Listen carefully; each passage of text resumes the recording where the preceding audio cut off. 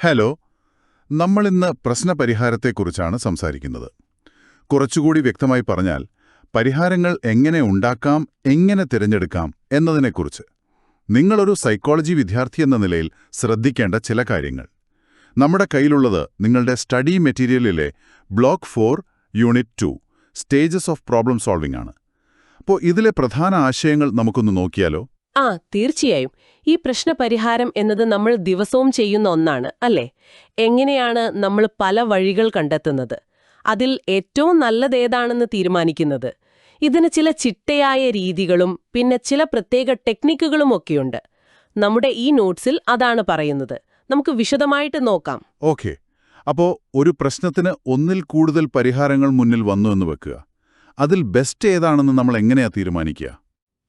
നല്ല ചോദ്യമാണ്. വെറുതെ തോന്നുന്നത് എടുക്കുകയല്ല. ഈ നോട്ട്സിൽ പറയുന്ന പോലെ നമ്മൾ കണ്ടെത്തിയ ഓരോ പരിഹാരവും നമ്മുടെ ലക്ഷ്യവുമായിട്ട് ഗോള് എത്രത്തോളം ചേരുന്നുണ്ടെന്ന് നോക്കണം. ജനറേറ്റ് ആൻഡ് ടെസ്റ്റിലെ ആ ടെസ്റ്റ് ഭാഗമില്ലേ, അതുപോലെ. അല്ലെങ്കിൽ ആ അവസാനത്തെ ഇവാലുവേഷൻ ഘട്ടം. ഓരോ ഓപ്ഷനും എന്തു ഫലം തരും, എത്ര പണിയുണ്ട്, വല്ല റിസ്ക്കുമുണ്ടോ, ഇതൊക്കെ നോക്കിയിട്ടാണ് തീരുമാനം.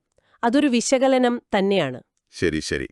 അപ്പോൾ ഈ പ്രശ്നങ്ങളെ സമീപിക്കാൻ പൊതുവായ തന്ത്രങ്ങൾ, സ്ട്രാറ്റജീസ് എന്തൊക്കെയാണ്? 2 പ്രധാനമായി പറയുന്നുണ്ടല്ലോ. അതെ, അൽഗോരിതംസ് പിന്നെ ഹ്യൂറിസ്റ്റിക്സ്. അൽഗോരിതം എന്ന് പറഞ്ഞാൽ കുറച്ച് നിയമങ്ങളോ സ്റ്റെപ്പുകളോ ഉണ്ടാകും. അത് കൃത്യമായി ഫോളോ ചെയ്താൽ ശരിയായ ഉത്തരം കിട്ടും, ഉറപ്പാണ്. ഉദാഹരണത്തിന്, അക്ഷരങ്ങൾ കൂട്ടിക്കുഴച്ച് തന്നിട്ട് വാക്കുണ്ടാക്കാൻ പറഞ്ഞാൽ സാധ്യമായ എല്ലാ രീതിയിലും എഴുതി നോക്കുന്നത് ഒരു അൽഗോരിതമാണ്. WARG ആണെങ്കിൽ എല്ലാ 120 കോമ്പിനേഷനും നോക്കുക. പക്ഷെ അത് ഒരുപാട് സമയമെടുക്കും. ഓഹോ, അപ്പോൾ ഹ്യൂറിസ്റ്റിക്സ് അത്ര ഉറപ്പില്ലാത്ത പക്ഷേ എളുപ്പമുള്ള വഴിയാണോ? ഒരു കുറുക്കുവഴി? അതെ. ഹ്യൂറിസ്റ്റിക്സ് എന്ന് പറഞ്ഞാൽ പൊതുവായ ചില എളുപ്പവഴികൾ, അല്ലെങ്കിൽ ഒരു റൂൾ ഓഫ് തമ്പ് എന്നൊക്കെ പറയില്ലേ. സമയം ലാഭിക്കാം, പക്ഷെ ഉത്തരം ശരിയാകുമെന്ന് ഒരു ഗ്യാരണ്ടിയുമില്ല. നേരത്തെ ആ ഡ്വാർഗ് ഉദാഹരണത്തിൽ നമുക്ക് പരിചയമുള്ള അക്ഷരക്കൂട്ടങ്ങൾ, ഇപ്പോൾ DR, GR, WORD അങ്ങനെയുള്ളവ ആദ്യം നോക്കുന്നതൊരു ഹ്യൂറിസ്റ്റിക്കാണ്. പെട്ടെന്ന് ഉത്തരം കിട്ടിയേക്കാം, അല്ലെങ്കിൽ കിട്ടില്ല.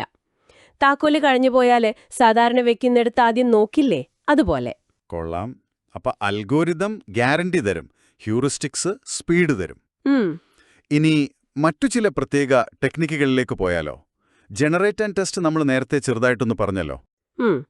Generate and test technique. അതായത് ഓരോ സാധ്യത ഉണ്ടാക്കി നോക്കുക, ജനറേറ്റ്, എന്നിട്ട് അത് ശരിയാണോ എന്ന് പരിശോധിക്കുക, ടെസ്റ്റ്. വെച്ച് തുടങ്ങുന്ന പഴങ്ങളുടെ പേര് പറയാൻ പറഞ്ഞാൽ മനസ്സിൽ പപ്പായ, പന്ത്, പഴം എന്നൊക്കെ വരും. അതിൽ പന്ത് പഴമല്ലല്ലോ, അപ്പോൾ അത് ഒഴിവാക്കും.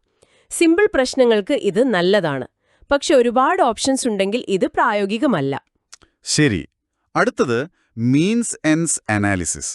പേര് കേൾക്കുമ്പോൾ കുറച്ചുകൂടി ഒരു സ്റ്റെപ്പ് ബൈ സ്റ്റെപ്പ് രീതിയാണെന്ന് തോന്നുന്നു. അതെങ്ങനെയാണ്? മീൻസ് എൻഡ്സ് അനാലിസിസിൽ നമ്മളിപ്പോഴുള്ള അവസ്ഥയും ഇനീഷ്യൽ സ്റ്റേറ്റ്, നമുക്ക് എത്തേണ്ട ലക്ഷ്യവും ഗോൾ സ്റ്റേറ്റും തമ്മിൽ ഒരു താരതമ്യം ചെയ്യും. ആ വ്യത്യാസം എന്താണെന്ന് മനസ്സിലാക്കും. എന്നിട്ട് ആ വ്യത്യാസം കുറയ്ക്കാൻ പറ്റുന്നൊരു വഴി, മീൻ, തിരഞ്ഞെടുക്കും. പലപ്പോഴും ആ വലിയ ലക്ഷ്യത്തെ ചെറിയ ചെറിയ ഉപലക്ഷ്യങ്ങളായി, സബ് ഗോൾസായി തിരിക്കും. ഓരോ സ്റ്റെപ്പിലും ലക്ഷ്യത്തിലേക്ക് അടുക്കുക എന്നതാണ് ഐഡിയ. പക്ഷേ ഇതിലൊരു പ്രശ്നമുണ്ട്. ചിലപ്പോൾ ഈ ചെറിയ ലക്ഷ്യം പിന്തുടർന്ന് പോകുമ്പോൾ നമ്മൾ പ്രധാന ലക്ഷ്യത്തിൽ നിന്ന് കുറച്ചുകൂടി അകന്നു പോയെന്നും വരാം.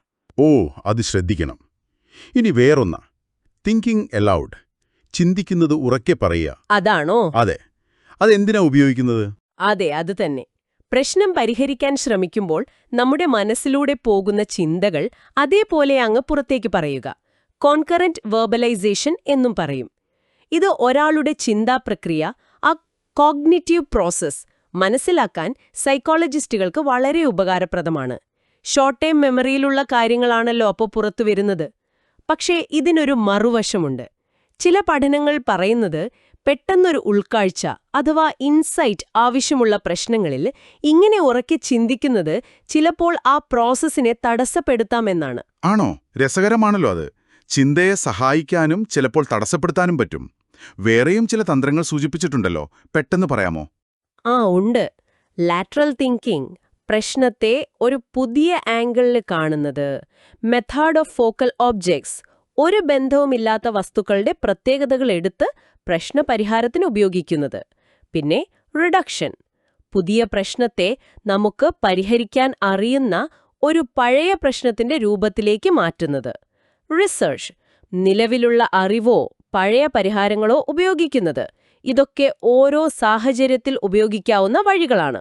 കൊള്ളാം. അപ്പോ ഒരു പ്രശ്നം വന്നാൽ അതിനെ നേരിടാൻ ശരിക്കും പലതരം ടൂൾസ് നമ്മുടെ കയ്യിലുണ്ട്.